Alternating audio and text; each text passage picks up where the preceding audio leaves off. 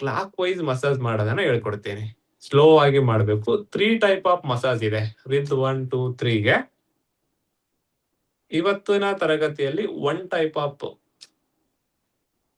Pressure ಅನ್ನ ಹೇಳ್ಕೊಡ್ತೀನಿ. 1 type. ಇನ್ನೊಂದಿದೆ ಈ ತರ ಮಾಡೋದಿದೆ, ಅದನ್ನ ಹೇಳ್ಕೊಡ್ತೀನಿ. ಈಸಿ ಇದೆ. ಇನ್ನೊಂದಿದೆ ಟಾಪಿಂಗ್ ಇದೆ, ಟ್ಯಾಪಿಂಗ್ ಮಾಡೋದಿದೆ. ಆ ಟ್ಯಾಪಿಂಗು ಹೃದಯಕ್ಕೆ ಬೇಡ. ಒಂದಿಷ್ಟು ದಿನ ನೀವು ಕಲೀರಿ.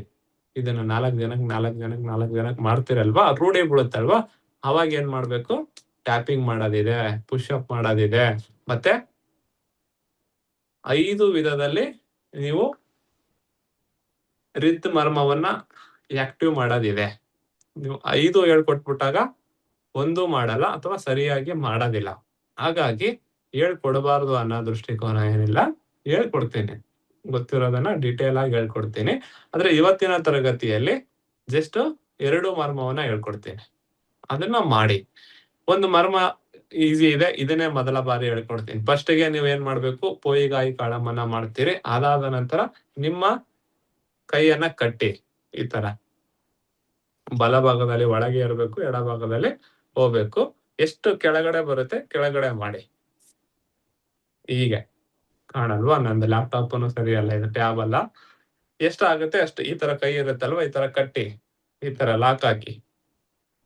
ಟ್ಯಾಬ್ ಇದೆ, ಕೆಳಗಡೆ ಬರಲ್ಲ, ಫಿಕ್ಸ್ ಆಗಿರುತ್ತೆ. ಸರಿನಾ? ಈ ತರ ಬರುತ್ತಾ ನೋಡೋಣ. ಬರಲ್ಲ. ನೋಡಿ, ನಂದು ಇಮೇಜ್ ಕೆಳಗಡೆ ಹೋಗುತ್ತೆ. ಎಷ್ಟು ಸಾಧ್ಯ ಆಗತ್ತೆ ಅಷ್ಟು ಕೆಳಗಡೆ ತಗೊಂಬನ್ನಿ. ನಿಮ್ ಕೈಯನ್ನ ಲಾಕ್ ಹಾಕಿ.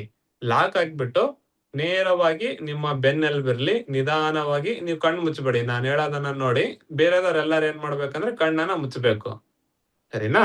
ಕಣ್ಣನ್ನ ಮುಚ್ಚಬೇಕು. ಮರ್ಮ ಮಾಡ್ಬೇಕಾದ್ರೆ ಕಣ್ಣನ್ನ ಮುಚ್ಚಿದ್ರೆ ಒಳ್ಳೇದು.